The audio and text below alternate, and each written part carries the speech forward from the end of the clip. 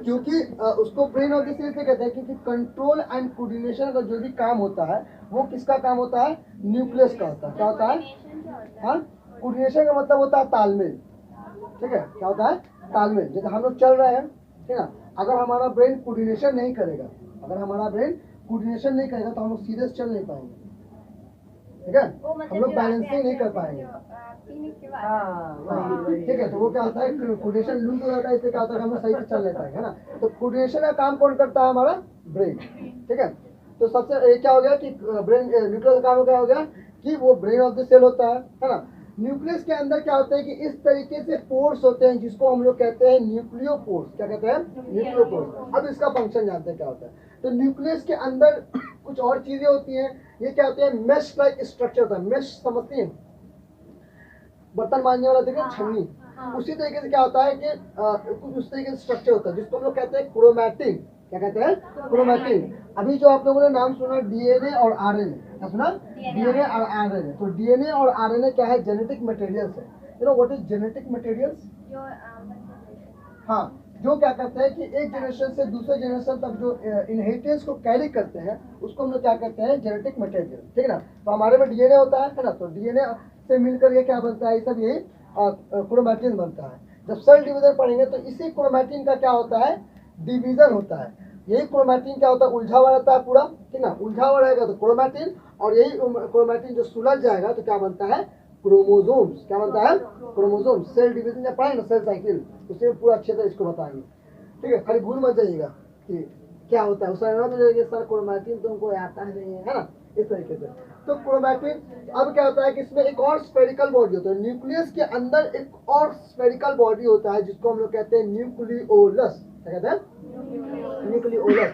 Nucleolus का काम होता है कि ये राइबोसोम का फैक्ट्री होता है। किसका फैक्ट्री होता है? राइबोसोम का। 9th में या 8th में आप लोगों ने पढ़ा होगा कि राइबोसोम का फंक्शन क्या है? What is the function of the ribosome?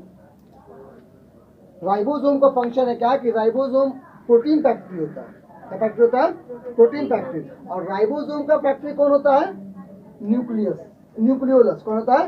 Nucleolus. ठीक है, अब क्या होता है कि राइबोसोम यहाँ बना, ठीक है, राइबोसोम यहाँ बना, और इसी न्यूक्लियोपोर्स के जरिए, इसी न्यूक्लियोपोर्स के जरिए क्या होता है कि राइबोसोम आता है। तो राइबोसोम क्या होता है? इसी ईआर एंडोप्लाज्मिक रेटिकुलम में क्या होता है? अटैच होता है। क्या होता है?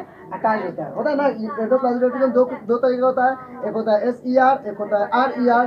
तो आरईआर क्यों कहते हैं? क्योंकि राइबोसोम उसमें अटैच होते हैं। ग्रैन्यूल्स का एक स्ट्रक्चर होता है जो क्या होता है? अटैच होते हैं। तो इसमें क्या हो जाएगा? अगर चिपक जाएगा तो ये क्या हो जाएगा? आरईआर, और नहीं चिपका रहेगा तो क्या होगा? एसईआर। ठीक ना, पढ़े ना कि एंडोप्लाज्मिक रेटिकुलम। अभी बताएंगे एंडोप्लाज्मिक रेटिकुलम क्या करता है कि लिपिड्स एंड प्रोटीन बनाता है। क्या बनाता है? Lipids and protein. याद कीजिए कि अभी मैंने कुछ बताया था आप लोग को लिपिड्स एंड प्रोटीन के बारे में, कि कौन ऐसा चीज हमारा लिपिड्स एंड प्रोटीन का मिलकर के बना होता है? Plasma membrane. Very good. यानी कि प्लाज्मा मेम्ब्रेन यानी किसी भी चीज का मेम्ब्रेन वो किससे मिलकर बना होता है? Lipids and protein. Lipids and protein बनाने का काम किसका है? एंडोप्लाज्मिक रेटिकुलम का। इसीलिए इसका फंक्शन मान लो लिखते हैं क्या कि ये मेम्ब्रेन बायोजेनेसिस करता है। क्या करता है? Membrane biogenesis. जब ईआर पाएंगे ना उसका हम बताएंगे। ठीक है, ये समझ में आया कि न्यूक्लियोलस का काम क्या है? न्यूक्लियोलस को हम लोग क्या कहते हैं? राइबोसोम का फैक्ट्री। क्या कहते हैं? राइबोसोम का। आपके एग्जाम में क्वेश्चन आएगा, which cell organelle is known as ribosomes factory. ठीक है, which cell organelle known as ribosomes factory. तो हम लोग क्या लिखेंगे? न्यूक्लियोलस। ठीक है, चलिए, तो न्यूक्लियस के बारे में समझ गए चीज, तो लिखेंगे हम लोग न्यूक्लियस के बारे में। हाँ, और एक चीज जान लीजिए न्यूक्लियस के बारे में, एक और चीज। ये तो हो गया कि न्यूक्लियस यदि हर सेल प्रेजेंट होगा, बिना न्यूक्लियस के कोई काम नहीं होगा, बिना से न्यूक्लियस के कोई काम नहीं होगा। बट न्यूक्लियस कहीं एब्सेंट भी होता है। ठीक है, न्यूक्लियस क्या होता है? एब्सेंट भी होता है। तो न्यूक्लियस अब कहाँ नहीं होता है? तो न्यूक्लियस क्या होता है कि आरबीसी समझते हैं? आरबीसी रेड ब्लड सेल, है ना। What is the function of the RBC?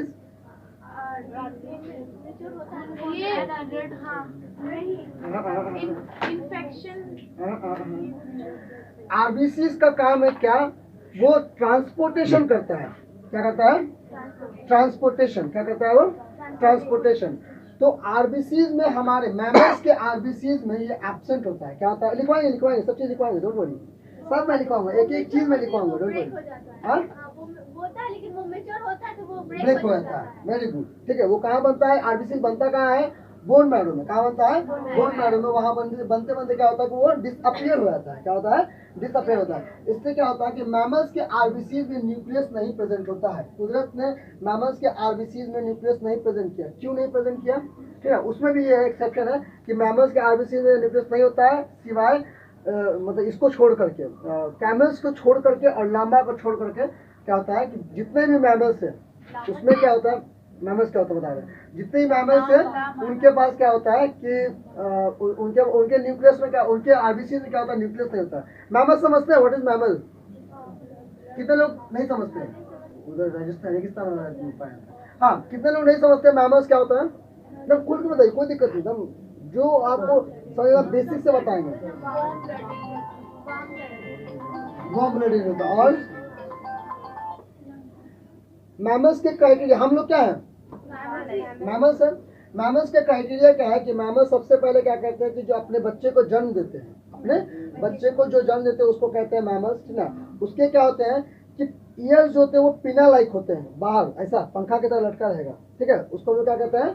Mammals कहते हैं, ठीक है। उनके बॉडी पे हेयर्स होते हैं। क्या होते हैं? उनके बॉडी पे हेयर्स होते हैं। उनके पास क्या होता है? मैमरी ग्लैंड्स होते हैं जो अपने बच्चे को क्या करते हैं? दूध पिलाते हैं, ठीक है। तो उनको हम लोग कहते हैं कि वार्म ब्लडेड हो तो उसको हम लोग क्या कहते हैं? मैमल्स।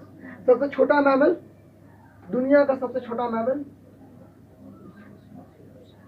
बैट, चमगादड़। कौन? चमगादड़। चमगादड़ दिखता है बर्ड की तरह, लेकिन वो एक्चुअली क्या है? वो मैमल है, वो अपने बच्चे को जन्म देता है, ठीक है। और दुनिया का सबसे बड़ा मैमल ब्लू व्हेल है। ब्लू व्हेल वो दिखता है मछली की तरह, लेकिन वो मछली, वो फिश के कैटेगरी में नहीं है, वो क्या है? मैमल है, ठीक ना। अच्छा, और जमीन पर रहने वाला सबसे बड़ा मैमल एलिफेंट। कौन? एलिफेंट। एलिफेंट क्या है? जमीन पर रहने वाला, जमीन पर रहने वाला, क्योंकि अर्थ पे अगर रहने वाला अगर बात करेंगे तो ब्लू व्हेल हो जाएगा। अर्थ पे रहने वाला अगर बात करेंगे तो कौन हो जाएगा? Blue whale. तो लेकिन ब्लू व्हेल तो पानी में रहता है ना, वो एक्वेटिक है, ठीक है। लेकिन लैंड एनिमल टेरेस्ट्रियल कौन है? एलिफेंट, क्लियर है। तो इनके पास क्या होता है? इनके आरबीसी में न्यूक्लियस नहीं होता है। क्यों नहीं होता है? अब बताते क्यों नहीं होता है, कि why nucleus is not present in. तो न्यूक्लियस का काम है क्या? ट्रांसपोर्टेशन। क्या काम है? ट्रांसपोर्टेशन। बस क्या करता है कि ऑक्सीजन, कार्बन डाइऑक्साइड और फूड मटेरियल वगैरह लेना, जाना, ले जाना, लाना, जाना, ये सब होता है, ठीक ना। तो क्या होता है कि अब हम तुमको बोले कि 2 ट्रक दे दे। क्या दे दे? 2 ट्रक है, ठीक है। एक ये है और एक ये है। अब इसमें बता, अब इसका काम कुछ नहीं, बस जाना है, लाना है, जाना है, लाना है, इससे यूज करना है, ठीक है। अब एक ट्रक में बोल देंगे सेम साइज, सेम कंपनी, सब चीज है। अब एक में झूठ मूठ का ऐसा कुछ डाल दें, कुछ स्पेस छेकने के लिए, और एक वैसे ही वैकेंट रखें। सबसे ज्यादा माल किस में हटेगा? वैकेंट में, ठीक है। तो काम तो कुछ नहीं है, ट्रांसपोर्टेशन काम है, तो कोई साइंस सेक्टर मुझे तो लगाना नहीं है। तो इसलिए क्या है कि कुदरत ने, अल्लाह ताला ने हम लोगों के अंदर क्या किया कि न्यूक्लियस हमारे आरबीसी में डाला ही नहीं। क्यों? क्योंकि देखा कि झूठ मूठ का जगह छिकेगा, वही जगह रहेगा तो क्या होगा? ज़्यादा ज़्यादा ऑक्सीजन कैरी होगा। तो हम लोग क्या है कि हाइयर एनिमल्स, क्या है? हम लोग हाइयर एनिमल्स, तो हम लोग क्या है कि ज़्यादा एनर्जी की ज़रूरत है, ज़्यादा हमारे सेल में क्या है, रेस्पिरेशन वगैरह करना होता है। इसलिए क्या होता है कि हमारे आरबीसी में क्या होता है कि न्यूक्लियस प्रेजेंट नहीं होता है, क्लियर है। और क्या है कि हमारे कुछ ऐसे सेल्स हैं, ठीक है, कुछ ऐसे सेल्स में या फिर कुछ ऐसे ऑर्गेनिज्म में क्या होता है कि न्यूक्लियस एक से ज़्यादा होता है, मल्टी न्यूक्लिएटेड होता है, मल्टी न्यूक्लिएटेड। उसको हम लोग कहते हैं सिंकाइटियम। क्या कहते हैं उसको हम लोग? सिंकाइटियम। तो हमारे कौन से सेल में मल्टी न्यूक्लिएटेड होता है? तो हमारा मसल सेल। कौन सा सेल? हमारे मसल सेल में क्या होता है कि एक से ज्यादा क्या होते हैं, ये सारा बात आपको एनसीईआरटी में लिखा, पढ़िएगा ना तो सब चीज समझ में आएगा। ये सारा इधर क्या होता है कि मल्टी न्यूक्लिएटेड होता है, ठीक ना। पैरामीशियम एक ऑर्गेनिज्म, यूनिसेलुलर ऑर्गेनिज्म है, उसके अंदर क्या होता है कि मल्टी न्यूक्लिएटेड सेल होता है, ठीक है। वो भी क्या है, वो भी क्या है? Multi nucleated organism. क्लियर हुआ? न्यूक्लियस यहाँ तक चलिए लिखिएगा। It was discovered by, it was discovered by Robert Brown in 1831.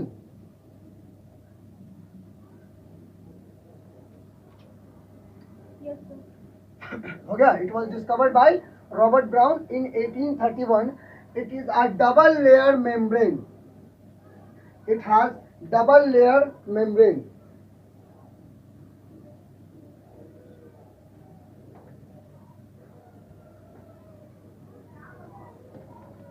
It has double layer membrane.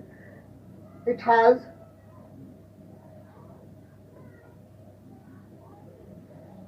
a spherical body. It has a spherical body called nucleolus. It has a spherical body called nucleolus, which is known as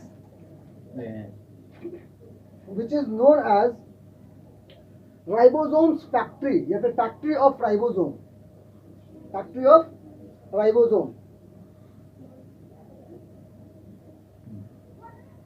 ठीक है, चलिए हाँ दोनों सही है. देखिएगा, it has pores called nucleopores.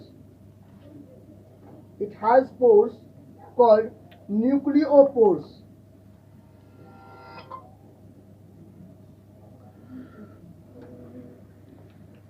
ठीक है, it has nucleopores. ठीक है, उसी में लिखा it has nucleopores.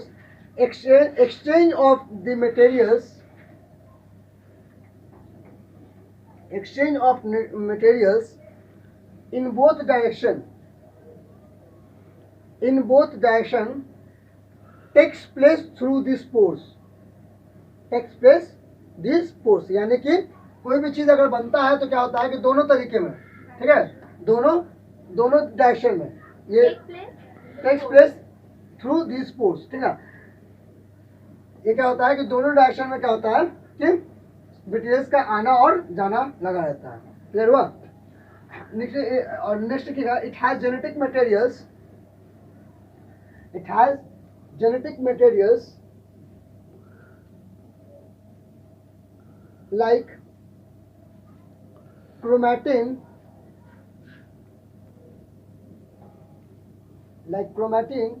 DNA, RNA, etc.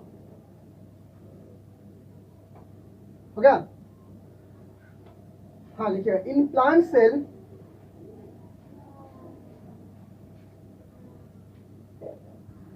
it is peripherally located. It is peripherally को साइड में लिखिएगा, साइड. ठीक है, जो लोग पेरिफेरली का मतलब नहीं समझते हैं उनके लिए क्या है, पेरिफेरली का मतलब side. In plant cell it is peripherally, and in animal cell it is centrally located.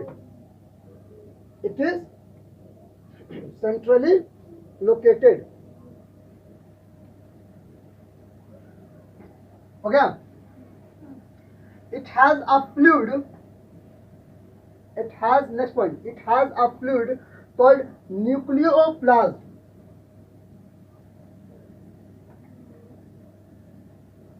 It has a fluid called nucleoplasm. और डबल लेयर मेम्ब्रेन लिखवाया था ना, it has double layer membrane. उसी पॉइंट को छोड़ जगह है थोड़ा सा. इट हैज क्या लिखा था उसमें, क्या लिखा था? It has double layer membrane लिखिएगा, विच सेपरेट, उसी में लिखिएगा, विच separate nucleoplasm and cytoplasm. Which separates यानी कि क्या करता है, न्यूक्लियोप्लाज्म और साइटोप्लाज्म को क्या करता है, मिक्स नहीं होता, सेपरेट रखता है. ठीक है, हो गया ना? साइटोप्लाज्म. नेक्स्ट लिखिएगा, नेक्स्ट लाइन लिखिएगा, it is absent in the RBCs of mammals. It is absent in the RBCs of mammals except camel और लांबा.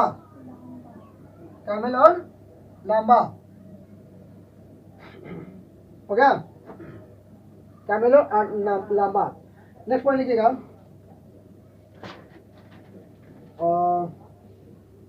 इट इज हाँ लिखिएगा, in some cell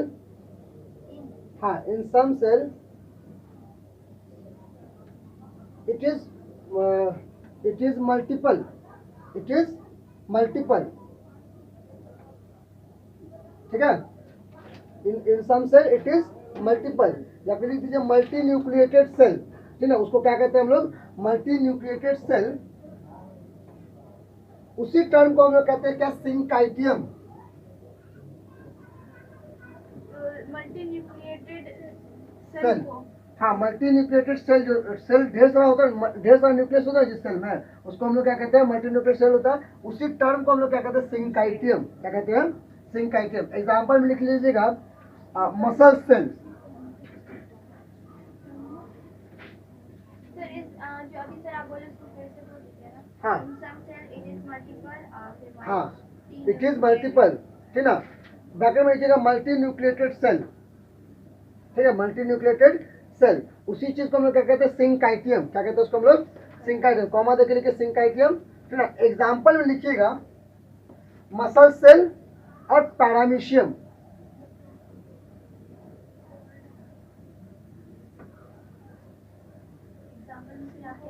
muscle cell, muscles के सेल में क्या होता है ना, हो सके तो कहीं फिगर बना लीजिए।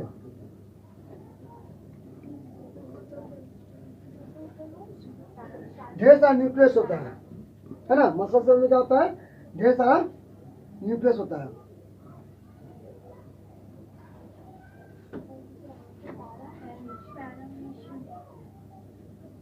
क्लियर है, यहाँ तो समझ में आया, आया। चलिए एक टॉपिक हम लोग और पढ़ेंगे, ठीक है। तो दिक्कत है ना, पक्का ना। चलिए लिखिएगा एक टॉपिक और, सेल थ्योरी। हाँ सेल थ्योरी,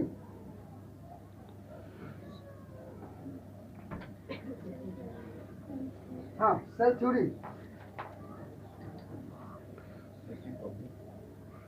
लिखिएगा। Cell theory was proposed bye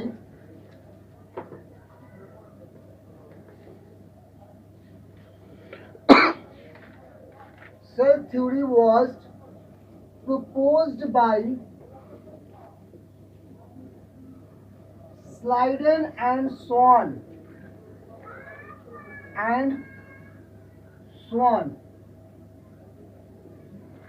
date भी मेंशन कर लीजिएगा 1838 और 1839।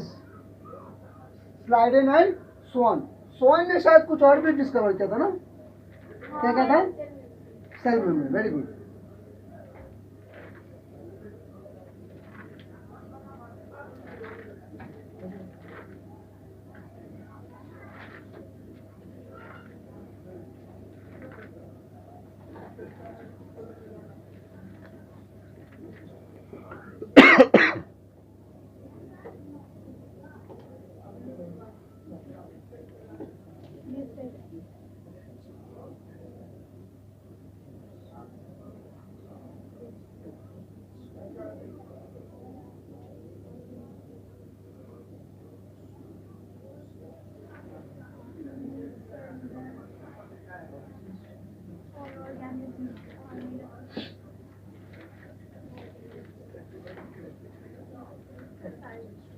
हाँ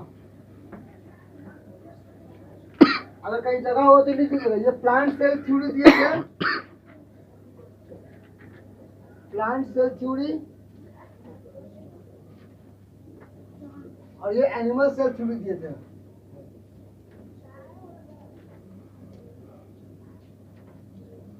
ठीक है,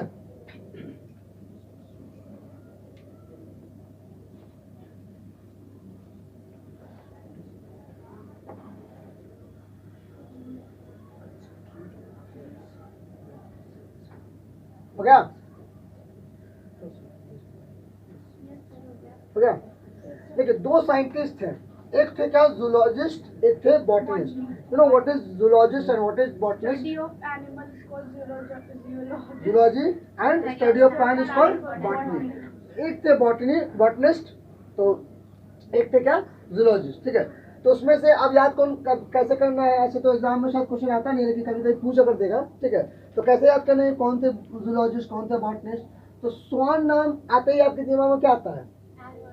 हंस लाइक स्ट्रक्चर आता है, स्वान उस तरीके जो हंस लाइक रहता है ना, तो उसका वो एनिमल है, वो क्या है? एनिमल है। तो स्वान क्या हो गया? स्वान यानी कि एनिमल यानी कि जूलॉजिस्ट यानी कि जूलॉजिस्ट। उन्होंने क्या था 1839 में उन्होंने ये बात कही थी, और 1838 में स्लाइडेन ने क्या कहा था, वो प्लांट के जानकार थे, वो बॉटनिस्ट थे, उन्होंने क्या कहा था, तो उन्होंने मतलब कि ये प्लांट सेल थ्योरी दिया। दोनों ने एक ही थ्योरी दिया, ठीक है। उन्होंने कहा कहते कि जितने भी ऑर्गेनिज्म हैं दुनिया में, जितने भी ऑर्गेनिज्म है वो किससे मिलकर के बने हैं, सेल से मिलकर बने हैं, या फिर उसके प्रोडक्ट से मिलकर बने हैं, ठीक है। जितने भी ऑर्गेनिज्म है वो किससे बने हैं, सेल से मिलकर बने या फिर उसके प्रोडक्ट से मिलकर बने, ठीक है। ये बात उन्होंने कह दिया। फिर क्या हुआ क्या होता है कि बहुत सारे लोग थ्योरी देते हैं, तो बहुत सारे लोग उस पर अपोज करते हैं या फिर उनकी बातों को काटते हैं, सिद्ध करते हैं, है ना, इस तरीके से। तो एक और साइंटिस्ट आया 1855 में, 1855 में एक और साइंटिस्ट आया जिनका नाम था क्या, रुडोल्फ वर्च्यू। क्या नाम था, रुडोल्फ वर्च्यू। तो रुडोल्फ वर्च्यू साहब आया, बोले क्या ठीक है आपने कहा ये बात, हम उस चीज़ को मानते हैं कि सारा ऑर्गेनिज्म जो है वो किससे मिलकर बना है, सेल से बना है या फिर उसके प्रोडक्ट से बना है। लेकिन ये सेल आया कहाँ से, या फिर और जो सेल आता है वो आया कहाँ से, आता कहाँ से, ठीक है। तो उस समय तक ये बात अधूरी थी। तो फिर उन्होंने एक लाइन और ऐड किया सेल थ्योरी में, उन्होंने बोला क्या कि ओमनिस सेलुलाए सेलुले। क्या बोला, ओमनिस सेलुलाए सेलुले। तो ये क्या है, एक लैटिन वर्ड है। तो उनका इसका मतलब मीनिंग होता है क्या कि हाँ, उसका मतलब होता है क्या कि लिखवाएंगे सब लिखवाएंगे, डोंट वरी, सब लिखवाएंगे, A to Z जितनी बातें हम कहते हैं वो लिखवाएंगे आपको, डोंट वरी। तो क्या है कि इसका मतलब होता है क्या चीज कि all new cells are arises from pre-existing cells, यानी जितने भी नए सेल्स होते हैं आते हैं, ठीक है, उनमें सेल डिवीजन होता है, और वो कहाँ से आते हैं, तो पहले से जो मौजूद है सेल ना, उन्हीं के अंदर डिवीजन होता है और नए सेल्स का फॉर्मेशन होता है। क्लियर है, उस चीज को लिखिएगा। हाँ, अभी कोचिंग में जाकर करेंगे, उस चीज को लिखिएगा, उस चीज को लिखिएगा कि in 1855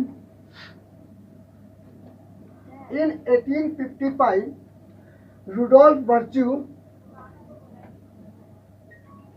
proposed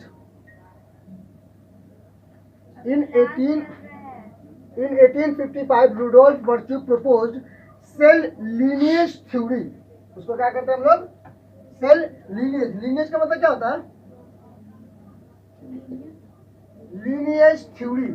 लीनिएज का मतलब होता है आधुनिक। क्या होता है, आधुनिक। सेल लीनिएज थ्योरी, थ्योरी क्या लिए उन्होंने कहा था, omnis सेलुलाए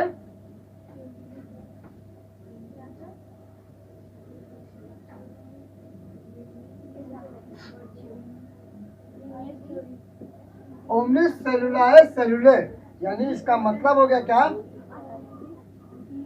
all new cells are arises from pre-existing cells, pre-existing cells। Cell में डिवीजन होता है और नए सेल्स का फॉर्मेशन होता है। तो नए सेल्स का फॉर्मेशन कैसे होगा, जो पहले से सेल्स मौजूद है ना। कौन से ईयर में कहा था, 1855। तो अब जो हम लोग सेल थ्योरी पढ़ते हैं तो वो दो चीज पढ़ते हैं। क्या पढ़ते हैं, दो चीज पढ़ते हैं। एक तो स्लाइडर स्वान साहब ने कहा कि all organism are made up of cells, and दूसरा लीनियस थ्योरी जो कि किसने कहा, रुडोल्फ वर्च्यू साहब ने कहा। क्या कहा कि all new cells are arises from pre existing cells, यानी कि अब जो सेल थ्योरी होगा वो क्या करेंगे, दोनों को मिक्स कर देंगे। क्या कर देंगे, मिक्स कर देंगे। तो लिखिएगा, cell theory state that, cell theory state that, हाँ हाँ, सेल थ्योरी लिख इसको,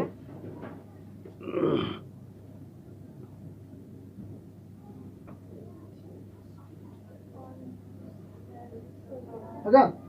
सेल थ्योरी स्टेट दैट, पहला वाला लिखिए जो स्लाइडर में स्वान ने कहा था, ऑल न्यू सेल्स, ये all organism are made up of cell, all organism are made up of cell.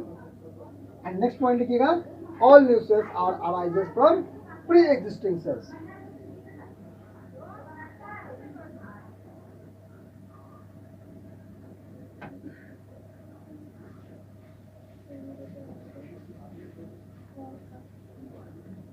हो गया? हो गया? चलिए यहाँ तक क्या हो गया कि हमारा सेल थ्योरी हो गया। नेक्स्ट क्लास में हम लोग सेल ऑर्गेनेल्स के बारे में पढ़ेंगे, ठीक है? तो तब तक के लिए आपके पास एक होमवर्क है, लिखिएगा differentiate between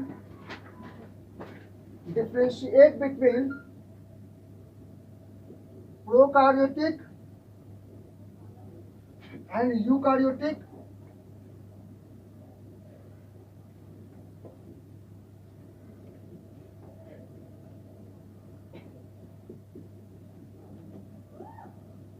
plant cell and animal cell. Next लिखिएगा डिफ्यूजन एंड ऑस्मोसिस। डिफ्यूजन और ऑस्मोसिस समझ में आता है? हायर कंसंट्रेशन से लोअर कंसंट्रेशन में जाता है। Diffusion osmosis. और एक चीज और लिखिएगा active and passive. Active transport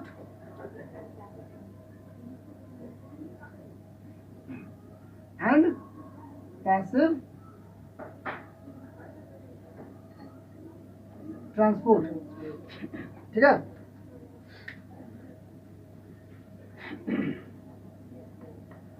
अच्छा, जो एक्टिव और पैसिव ट्रांसपोर्ट क्या है? Active and passive transport. Active transport का मतलब होता है कि वैसा ट्रांसपोर्ट जिसमें एनर्जी की रिक्वायरमेंट हो, उसको हम लोग कहेंगे एक्टिव ट्रांसपोर्ट। एंड जिसमें एनर्जी की रिक्वायरमेंट नहीं हो उसको हम लोग कहेंगे पैसिव ट्रांसपोर्ट। क्या है? तो उसमें क्या कीजिए 5 के डिफरेंस याद कर लीजिएगा। तो उसके लिए फिर प्लाज्मोलिसिस वगैरह बताना या फिर और आगे जो सेल मेम्ब्रेन अभी और उसमें कुछ इंक्लूड करेंगे, ठीक है? तो क्या उसमें बताना मेरे लिए ईजी हो जाएगा। क्लियर है? चलिए, अब किसी को कोई क्वेश्चन है, कोई ऐसा टॉपिक जो समझ में नहीं आया हो? अभी तक मैं सब चीज समझ में आया? क्लियर हुआ? पक्का? तो कुछ 2-3 कौन सा आऊँ? न्यूक्लियस वाला क्या समझ में आया किसमें? हाँ, न्यूक्लियस सबसे पहले बात करें हम लोग क्या कि सेल के कितने पार्ट्स होते हैं? कौन कौन सा? प्लाज्मा मेम्ब्रेन, साइटोप्लाज्म, न्यूक्लियस, ठीक है? तो हम लोग बात करेंगे न्यूक्लियस का। तो न्यूक्लियस की डिस्कवरी किसने की थी? Robert brown. कौन से ईयर में? 1831। है? न्यूक्लियस का जो आउटर कवरिंग होता है, न्यूक्लियर मेम्ब्रेन जिसको कहते हैं, वो क्या होता है? डबल लेयर मेम्ब्रेन होता है। क्या होता है? डबल लेयर मेम्ब्रेन होता है। उसको हम लोग क्या कहते हैं? न्यूक्लियर एनवेलप भी कहते हैं। क्या कहते हैं? न्यूक्लियर एनवेलप भी कहते हैं। क्लियर है? अब आते हैं न्यूक्लियस के अंदर वाली चीजों पे। तो न्यूक्लियस के अंदर क्या होता है कि एक स्फेरिकल बॉडी होता है जिसको हम लोग क्या कहते हैं? न्यूक्लियोलस। उसका काम क्या है? राइबोसोम का फैक्ट्री होता है। Very good. उसके अंदर क्या होता है? कुछ जेनेटिक मटेरियल्स होते हैं, मेश लाइक स्ट्रक्चर होता है जिसको हम लोग क्या कहते हैं?